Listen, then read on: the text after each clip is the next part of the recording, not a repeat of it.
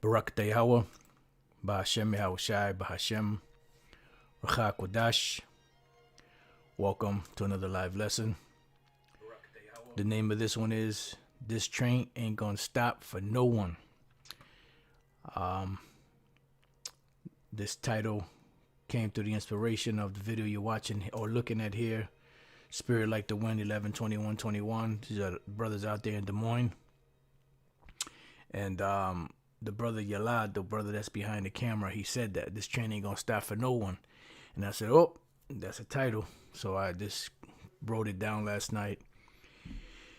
And, just a couple of precepts came to mind. So I wrote down, really only got 3 precepts, written down.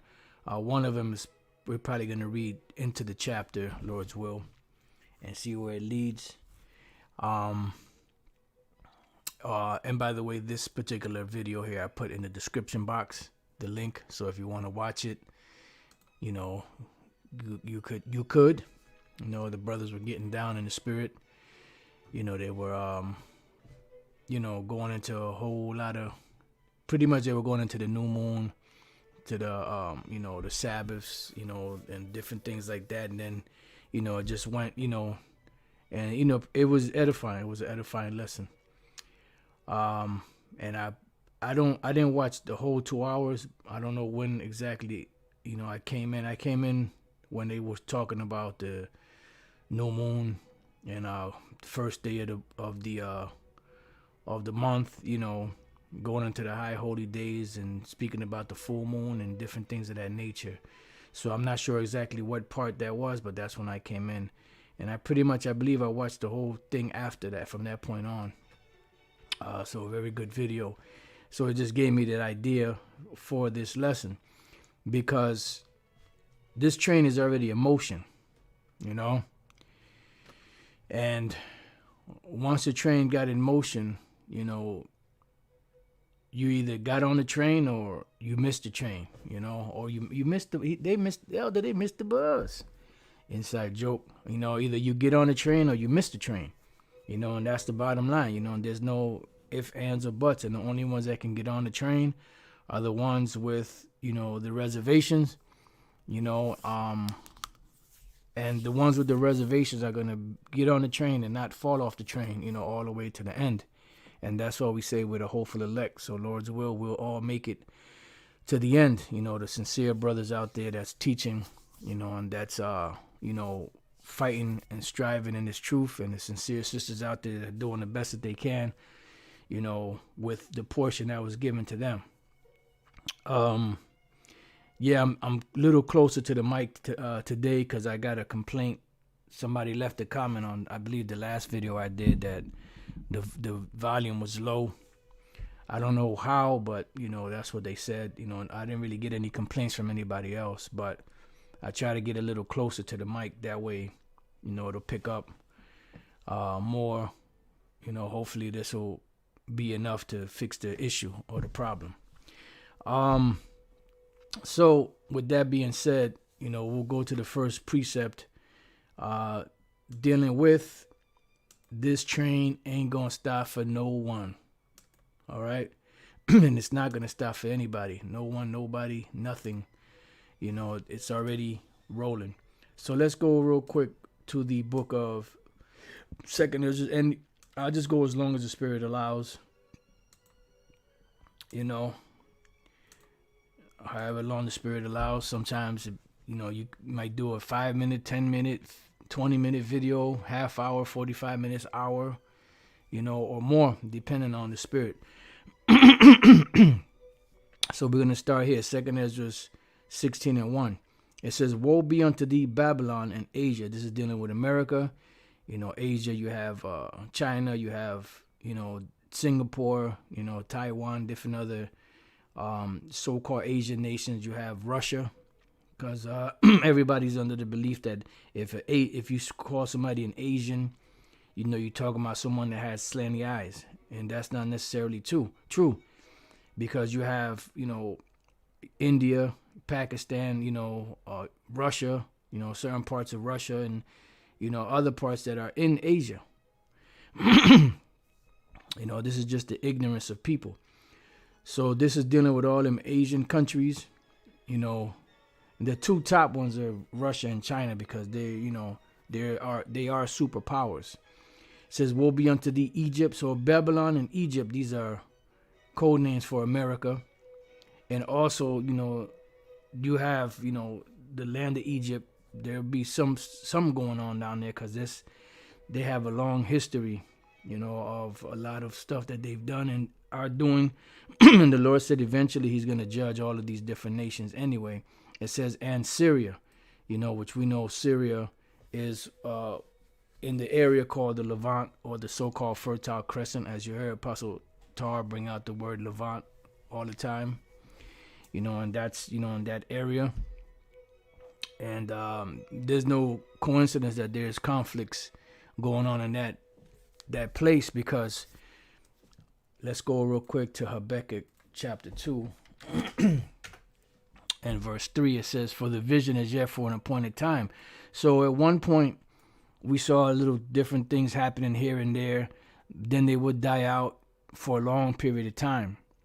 It might be another 3, 4, 5 years, 10 years, where nothing would happen. And then all of a sudden, boom.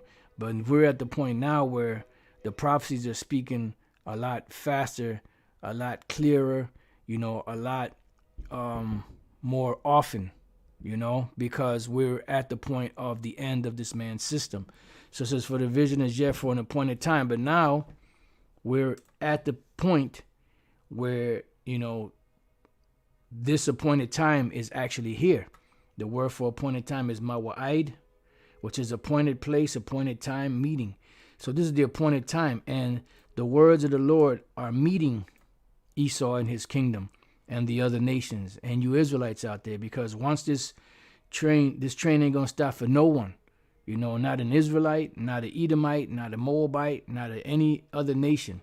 It says appointed time general, sacred season. Yeah, because there's going to be a sanctification. This great, lake of fire is going to be a great sanctification, because America is a big altar, and the Lord is going to burn his sacrifice on this altar through the nuclear missiles and the lasers from the chariots. So this is going to be a sacred season, set feast, appointed season, because this whole situation that's going to go down when the kingdom is established, or once this event takes place where America is totally annihilated, destroyed, Babylon the Great is destroyed, the land of Israel is destroyed by the words of the Heavenly Father, by his decrees. There's going to be a new festival, a new high holy day that's going to be implemented into our calendar. And that is right here. The Most High will restore them. Jeremiah 16:14, and I believe this says the same thing in Jeremiah 23:7. Yep. Because I was thinking about where the other one was. It's actually Jeremiah 23:7 and 8. So Jeremiah 16:14, therefore behold, the days come. Why? Because they're not here yet, but they're fast approaching, because that train took off the track. It says, saith the Lord, Yahweh Bashem Yahushai, that it shall no more be said, the Lord liveth, that brought up the children of Israel out of the land of Egypt. Why? Because this was one of the greatest deliverance that ever happened to us as a people, was that deliverance from the land of Egypt. But this is still spoken of today. They still make movies about it. They still mention it in movies. You still hear, sermons about it. People still talk about the plagues of Egypt. They still talk about the pharaohs. They still talk about, the main thing they talk about is the deliverance out of the land of Egypt, the parting of the Red Sea via the Suez Canal, so on and so forth, and they still speaking about that now. The children of Israel crossing over the on dry land to the other side into the wilderness of Zin. The Pharaoh and the Egyptian army coming in there and being totally annihilated and destroyed, because some people say that Pharaoh got away. He didn't get away. Pharaoh and his whole military, their chariots, everything got drowned, in that whole event They all got taken out. They all got killed. So people are still talking about that. It says, but the Lord liveth. So this is not going to be mentioned. It's not that it's going to be done away with. It's going to take a back seat so far that it's not even going to really be the main theme anymore. Because when it comes to deliverances, we've been delivered out of many different nations, all nations under heaven. But the greatest, most significant deliverance that we've ever had is from the land of Egypt. And this is why to this day we still keep the Passover. All right. It says, but the Lord liveth, that brought up the children of Israel from the land of the north. And this is going to be the new festivities, the new high holy day, the new Passover, if you will. That the Lord liveth, that brought up the children of Israel from the land of the north. And this has not happened yet, because there is no event that the Israelites are worshiping today that made Egypt take a back seat. Because the biggest and most celebrated, high holy day is the Passover. That's the biggest thing that's celebrated. Even to this very day, what is today? November 22nd, 2021, year of hastening the coming of Yahweh Bashem Yahushai. To this very day. So what is this land of the north? Because we've been in captivity as a people in the north. We've been in Assyria. We've been in Babylon. We've been in those different, nations. And you could say that based off of the geographical location of Israel and Rome, that could be considered north. Greece can be considered north. We've been in captivity under all those different nations. What event are we celebrating today where the children of Israel were delivered from the land of the north that put the deliverance from Egypt on the back burner? There is nothing. It's coming. And this north is talking about North America, because this is where the greatest bulk, should I say, of the Israelites are. Even though they're all over the planet, all over the earth. You have a lot of Israelites in Canada. You have a lot of Israelites in Central America, South America, the Caribbean islands, in Africa, so-called Africa, all throughout Europe, all throughout Asia, Australia, Japan, China, all throughout those, Asian countries, all throughout India, Pakistan. You have Israelites all over the place. So what is this speaking about? It's speaking about the land of the north. Is talking about America. This is where the great deliverance is going to happen. And that's what's going to really be spoken of. And then it says, and from all the lands whither he had driven them, and I will bring them again into their land that I gave unto their fathers. Because we're not going to take get a passport, jump on an airline, whatever airline may be, and go back to the land of Israel. The Lord is going to bring us back there in style. We left there, as exiles, and we're going to go back in style. We left as exiles, and we're going to go back in style. All right.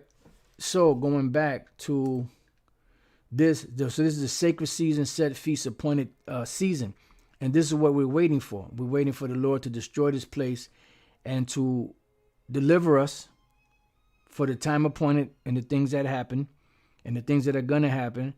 And then set up this day that we will be delivered as the new high holy day, or the second Passover, so to speak. So back in 2 and 3, for the vision is yet for an appointed time, but at the end it shall speak and not lie. And we're at the end, and it's speaking. How is it speaking? It's speaking by the actions of the words that the Lord sent out. Isaiah 55, let's start at 10. It says, for as the rain cometh down and the snow from heaven, and returneth not thither. Because once the Lord gives the commandment for the rain to fall and the snow to fall, you don't see the rain or the snow going back upwards into the skies. No, because they were commanded to come down to be on a mission, whatever that mission may be, whether it was for a blessing or for a curse. It says, but watereth the earth and maketh it bring forth and bud, that it may give seed to the sower and bread to the eater. So the rain and the snow and these things of that nature is in comparison to like the words of the Most High, so to speak. Because when they come down, they're going to give bread, they're going to give seed to the sower and bread to the eater. So they're going to accomplish their mission. It says, so shall my word be that goeth forth out of my mouth. So the word of the Most High is going to be fruitful. What is that? Deuteronomy 32. Is that 29th verse? Nope, that's not it.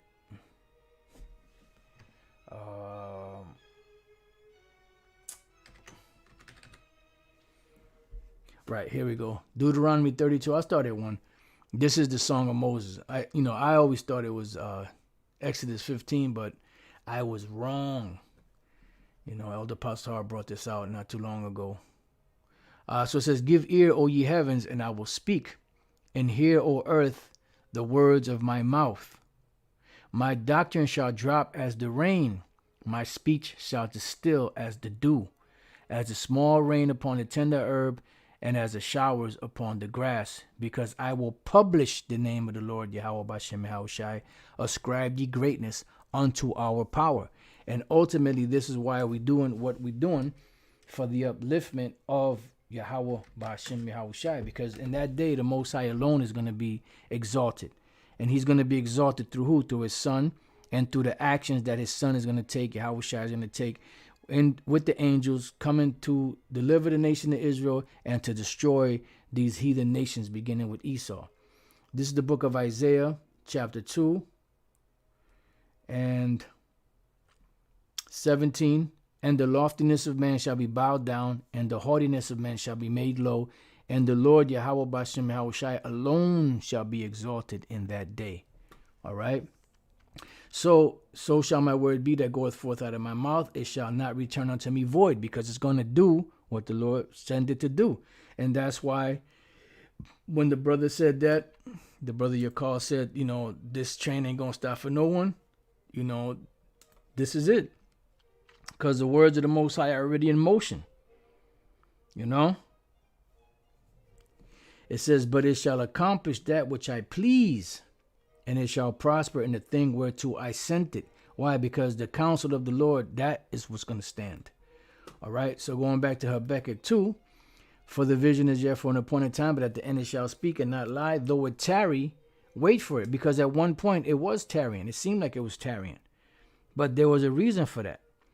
Because the Lord held it back, because it wasn't time for all of this to flow out. Imagine if the end of the world would have came back, in the year 2000. Look at how many brothers and sisters now are waking up to this truth. So it wasn't time for it back then, but we still hasten it, So now at this point, we see the great gathering of the Israelites out there coming into the flock now. Some good, some bad, but nevertheless, look at how great it has become from back then. Because at one point back in the early 90s, in the mid 90s, mostly in the mid 90s, this thing really grew exponentially. But then after a certain period of time, like around 96, 97, it started 95, 96, 97, it started to die down a little bit. And by the time the year 2000 came, there was the growth that was happening during the time of, let's say, 92, 93, 94, it was dwindling. It was losing steam. But not that it was losing steam, but the Lord slowed that train down. You see? Because there were still more passengers that had to get on. So he slowed it all the way down, but it was still moving. And now we see now that from 2007, and a little before that, but really 2007 is the year when it really started picking up steam. And we see it, it's hypersonic, it's in 10th gear, it's moving, at hyperspeed. It says, because it will surely come, it will not tarry, right? Because there was gonna come a point where that slowing down was gonna be sped up. And it just so happened that in 2007, that's when it started to build up. Brothers out there listening, watching the videos, and the elder pastor's spirit was on them. You brothers should be out there, teaching and preaching. There should be 1 million camps. Brothers were being convicted in their spirit. It's like, oh shit, I better do something. Brothers that had fear of the Lord, of course, and then brothers started, going out there and setting up camps and, nervous as hell, because we were all nervous when we first went out to speak. Believe it or not, High Priest Ariel was afraid to speak years ago. Not those of you that have seen his videos and seen the veracity and the, tenacity and the, so like I'm being a little over dramatic with it, and that ferocious roaring lion that this man became, High Priest Ariel. Back when he first started, he was scared. He didn't want to go up and speak, but he was thrown out there by Elder Abba Bivens, as we've heard before, to speak and look at the product of it. So brothers were in that stage, because we were all at that stage at one time. Then after a while, started gaining a little more confidence. Then brothers started getting arrested a lot, and then I know that was kind of putting a damper on brother's spirit, and then after a while, brothers just started falling in that algorithm, so to speak. They started falling in sync. They started falling in line. They started flowing, in the spirit, to where you see them now. You see brothers speaking now. It's like, wow, it's a beautiful thing. But that's because the train started picking up steam, and it just took off down the road. So going back to 2 Ezra 16, all right, we already dealt with this. So destruction to these different places, because a lot of these are key places in the earth that are pushing the doctrine, the mannerisms, the Babylonian juice of America, Babylon the Great. It says, gird up yourself with cloth of sack and hair. When you gird up yourself with cloth of sack and hair, that means that you're going to be in a mournful state. It says, bewail your children and be sorry, for your destruction is at hand. And we read in the book of Psalms 137 and 8, right? It says, O daughter of Babylon, which is America, who art to be destroyed. So your destruction is at hand. Your timing is up. There's a reason why this train is in full bloom and rolling full speed, full steam ahead, because it's time for you to go down. So it going back to 2 Ezra 16 and 3. A sword is sent upon you, and who may turn it back? Now this sword represents the missiles, but it also represents all of the calamities, all of the chaos, all of the prophecies, all of these arrows of destruction in whatever capacity they may be, whether it's division among the nation, whether it's famines, whether it's uproars of the people, whether it's protests, whether it's a financial situation, whether it's military, whatever the case may be. This is what's going. This is the sword. And who may turn it back? Because that train already left the station. It's already in motion. And that train ain't going to stop until it reaches the end of the line. And we're fast approaching the end of the line. And that's where you see things happening the way they're happening. A fire is sent among you, and who may quench it? See? And this fire is a representation of the missiles. It's a representation of the lasers from the chariots. But it's also a representation of the things that are coming. The prophecies that are coming upon the earth. And when you read through 2 Ezra 15 and 2 Ezra 16, they give you a lot of different prophecies that are going to come to pass. And Daniel 12 and 1 speaks about a day that has never been, ever. This great destructive day that's coming to the earth. You see? So that train is in motion. It says, plagues are sent unto you, and what is he that may drive them away? Why? Because it's already in motion. At the end, they shall speak and not lie. You're not going to be able to put a cap on it. You're not going to be able to stop it. You're not going to be able to stop this leak, because the leak is massive and your ship is going down. And no matter, and the more you plug it up, the faster it goes down.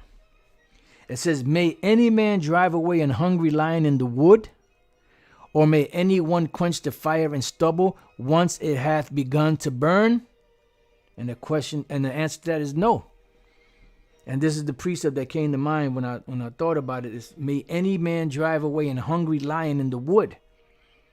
Because a hungry lion in the wood, his whole attitude is he ain't gonna stop until he gets something to eat. There's another scripture, I believe I had got it, but I'm not positive on it. I thought I had it. Let me see if this is it. I don't think this one is it, but I know I was looking for it. I thought I had found it. Or it may just be in the same chapter where, you know what? No, I think it's in that same chapter. Same chapter, 2 Ezra 16. So we'll read on down. Matter of fact, I'll jump back up here. Let's go to the 37th verse. Let's see what that says. It says, behold, the plagues draw nigh and are not slack. See? Because that train is in constant motion. As when a woman with child in the 9th month bringeth forth her son, with 2 or 3 hours of her birth, great pains compass her womb. We're seeing the great pains, the great pregnancy pains, of this, of the deliverance coming, and Esau is feeling all those contractions. Which pains when the child cometh forth, they slack not a moment. This is why, before we read on, let's go to the book of 1 Thessalonians 5:1. But of the times and seasons, brethren, you have no need that I write unto you. And when you read through the precepts and the scriptures, it's always talking about times. It's always talking about watching. It's always talking about measuring the times and the seasons, and and times and season, and time and chance happening to all men. There's a time and a season for everything. One rules for a certain period of time, then another one comes in and takes over, so on and so forth. Because that's what it's all about. It's all about prophecy and time. It says, and you have a lot of people out there that get upset with us because they say that that's all we talk about. Well, that's what the prophets did. The prophets spoke about, things that were going to come. It says, for yourselves know perfectly that the day of the Lord so cometh as a thief in the night. So it's going to come upon the people unawares, although the signs are evident. The signs are right there in people's faces. That train is moving swiftly in their face, but it's moving so swift that they can't see it. It says, for when they shall say peace and safety, then sudden destruction cometh upon them, as travail upon a woman with child, and they shall not escape. Because the birth pains of a woman are one of the hardest things that one of the worst pains out there. But the thing about it, it's not a pain where you get a pain and then after about a couple of minutes or whatever or so it goes away. This is a constant thing until the baby is born. They feel that pain. So this is what we're seeing on the earth. Whenever you see riots erupting, or when you see uproars erupting, or when you see people crying for lack of food, or lack of jobs, when you see people out there starving, when you see, earthquakes and different destructions around the earth, when you see all these different things, these are the birth pains, happening a little here and a little there. Because we're close to that deliverance. And the closer we get to the deliverance, the more the contractions, the more the pains, the longer the pains, the more often the pains come. And you sisters out there that have children, you know how it is when you having a child, the pains and how they come. At first is a little at a time, and then after a while they get worse and worse. The closer it comes to the time of deliverance. So the Lord is using that as an allegory to these times. It says, but ye, brethren, are not in darkness, that day should overtake you as a thief. Because while as the world turns, right, the train is moving, The people of the world are not seeing. The train is moving so fast, they ain't seeing the train moving. But the people that are on the train can see what's going on.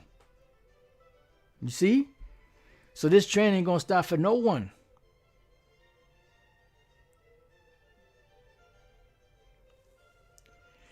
All right, so now let's go back to 2nd Ezra, chapter 16 and 39. Even so shall not the plagues be slack to come upon the earth, and the world shall mourn, and sorrow shall come upon it on every side. So it says, "O my people, hear my word, make you ready to the battle." You know, so we have to be ready to the battle. And how do we become ready to the battle? By putting on the whole armor of the Lord, which a lot of these jive turkeys out here ain't doing. A lot of these leaders that call themselves leaders, they're not preparing the people to get ready for this spiritual battle that's coming. "O my people, hear my word, make you ready to the battle, and in those evils be even as pilgrims upon the earth." You know, just know, and then it goes on to say, just know that whatever you have, you can lose at any time. You know? Even your woman, children, or whatever the case may be, you have to have that mindset. I mean, we have the hopeful mindset that the Lord will deliver our families, of course, but we also have to have the mindset that they might not make it. You see? And that's just the truth. All right, so now let's go back up. Let's read the 6th verse again. 2nd Ezra 16 and 6. Matter of fact, before I read that, let me see what did this say. You know what? Let me read this. No, you know what? Let me save this. Salakia. 2nd Ezra 16 and 6. "May any man drive away an hungry lion in the wood, or may anyone quench the fire in stubble when it has begun to burn? No, because it's already in motion. May anyone turn again the arrow that is shot of a strong archer, even if it's just a regular arrow. Once it's shot, you ain't going to be able to stop that arrow and bring it back," which is a representation of the missiles. "The mighty Lord sendeth the plagues, and who is he that can drive them away?" Because the Most High is going to accomplish his words. They're not going to go out void. That train already left the station, and it's smoking down the tracks. "A fire shall go forth from his wrath, and who is he that may quench it?" And don't be surprised if when those missiles are floating over to this place and around the world, when the chariots are shooting lasers from the chariot, don't be surprised if the Lord also cause, balls of fire to appear in the sky and send them down also, like he did at Sodom and Gomorrah. That could be a possibility too, that the Lord may do that. But we know the ultimate destruction is the missiles and the lasers from the chariots, but don't be surprised if you see balls of fire, goodness gracious, great balls of fire flying down from the heavens on the earth, because Yahweh Shah said, "I am come to send fire on the earth," right? And what will I if it be already kindled? He's going to bring more fire. It says, "He shall cast lightnings, and who shall not fear?" These lightnings are a representation of the lasers from the chariots. And also the Lord can make it thunder and lightning.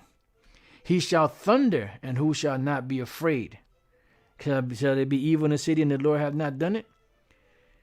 The Lord shall threaten, and who shall not be utterly beaten to powder at his presence?" Because the Lord is going to let loose in that day.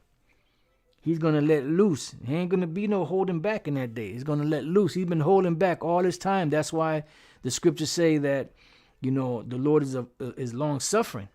It says, "The earth quaketh, and the foundation thereof, the sea riseth up with waves from the deep, and the waves of it are troubled." You got your tsunamis. "And the fishes thereof also before the Lord, and before the glory of his power." Because remember, the scriptures say that in that day alone the Lord shall be exalted. "For strong is his right hand that bendeth the bow. His arrows that he shooteth are sharp, and shall not miss when they begin to be shot into the ends of the world," which is over here on this side of the world. Why are they not going to miss? Because the Spirit of the Lord, his presence, is going to be in those missiles.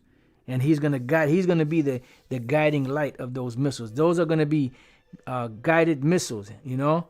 And the Lord is going to have them hit exactly where he wants them to hit. All right, so before I read on, let's go to this scripture here, Ecclesiasticus 38, and I'll start at 17. The point is in 18. The prayer of the humble pierceth the clouds, until it come nigh, he will not be comforted, and will not depart till the Most High shall behold to judge righteously and execute judgment. And this is what we're waiting for.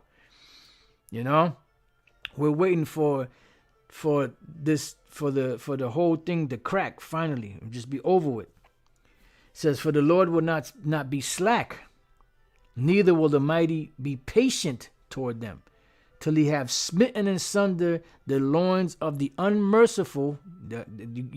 Are you listening? You know, you Rothschilds, Rockefellers, DuPonts, you know, you so-called banking elites. Are you listening? For the Lord will not be slack, neither will the mighty be patient toward them, till he have smitten in sunder the loins of the unmerciful, and repaid vengeance to the heathen, till he have taken away the multitude of the proud, and broken the scepter of the unrighteous. Because this scepter is going to be taken out. Let's go real quick to Isaiah 14:3. And it shall come to pass in the day that Yahweh Bashem Yahushai shall give thee rest from thy sorrow. So when we're about to be freed up from this misery that we're in, and from thy fear, and from the hard bondage wherein thou was made to serve, there's going to be something that's going to be taking place to let us know that we're about to be delivered. So when we're about to be delivered, this is what's going to be taking place. That thou shalt take up this proverb against the king of Babylon and say, how have the oppressors ceased? The golden city ceased. And now we're not doing that. And now we out there telling them that the Lord is about to destroy them. Why is that? That's the same thing Moses did with Aaron. Before the children of Israel were delivered out of the hands of out of the land of Egypt, from under the hand of the Pharaoh and the Egyptian people, which were black, so-called black, by the way, had this devil come on the common board talking about that Ham was white because Noah was white. Man, get the fuck out of here. You know, but this is what took place. And this is what's taking place right now.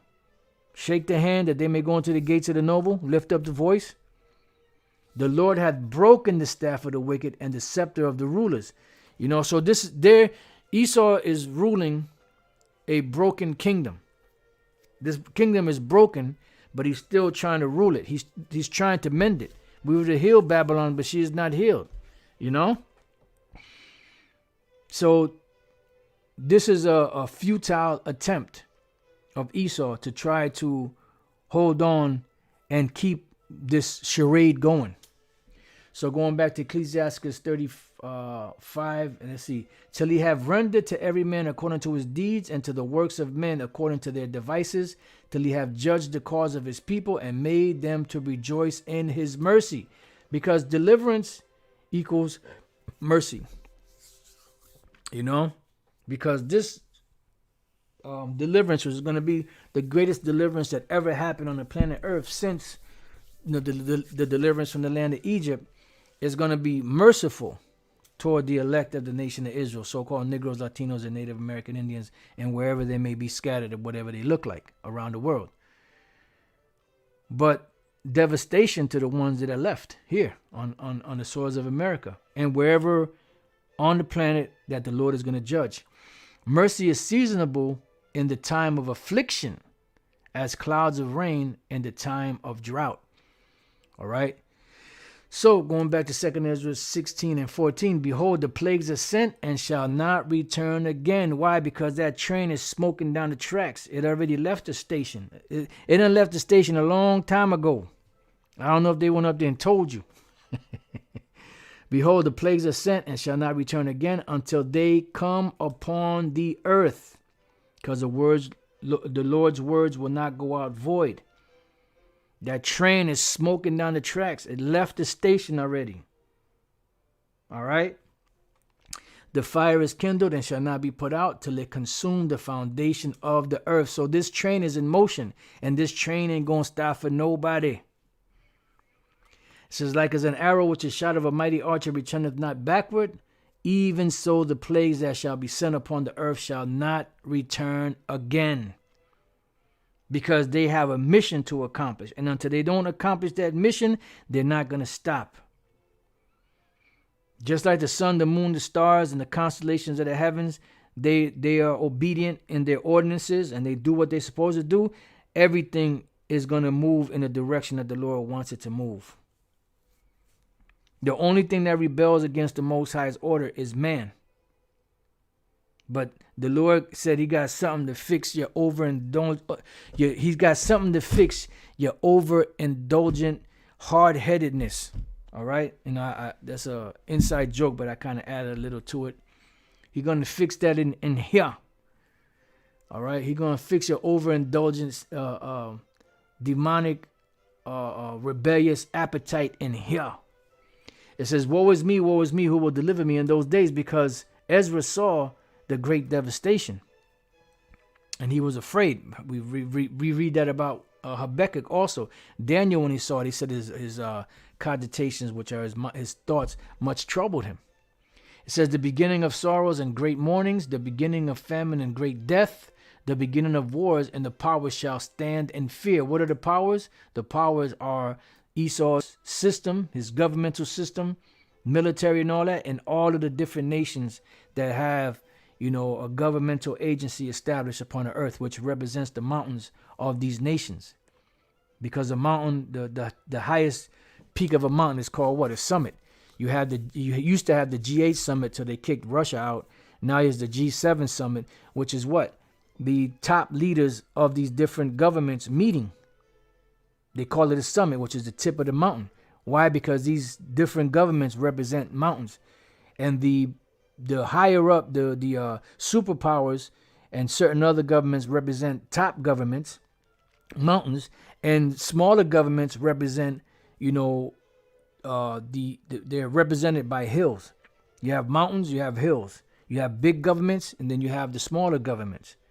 You know, nevertheless, they're all the governments of the heathens that are ruling on the planet. And they're about to be taken down. This is why Yahushua said that he is King of kings and Lord of lords. And there was many crowns on his head. Meaning that he's going to be credited with taking all of these crowns, all of these rulerships away from these nations and their rulers. All right, it says, the beginning of evils, what shall I do when these evils shall come? Behold, famine and plague, tribulation and anguish are sent as scourges for amendment. So it's a scourge. What we're witnessing right now are the scourges of the Lord upon this place, just like he sent, you know, plagues in Egypt. He sent 10 different plagues. For what? For their disobedience, for the blatant oppression that they put upon the children of the Most High, the people of the Lord, the Israelites. Same thing now.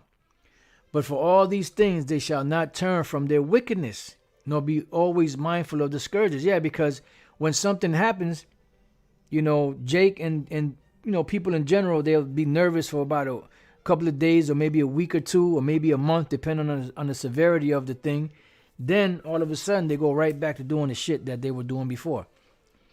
What year was that? Was that 2005 during the time of Katrina, Hurricane Katrina down in Louisiana? Remember how all those people were all fucked up for a little period of time? And what they doing now? They're in full bloom in that wickedness that they were doing that brought that judgment down there. So they're not always going to be mindful of the scourges. It says, behold, victuals shall be so good cheap upon earth that they shall think themselves to be in good case. Yeah. And even then shall evils grow upon earth, sword, famine, and great confusion. And this is what's coming. Sword, famine, and great confusion. Because it's ordained of the Most High. At the end, it's speaking and not lying. And we're seeing it speaking very clearly. We hear it loud and clear.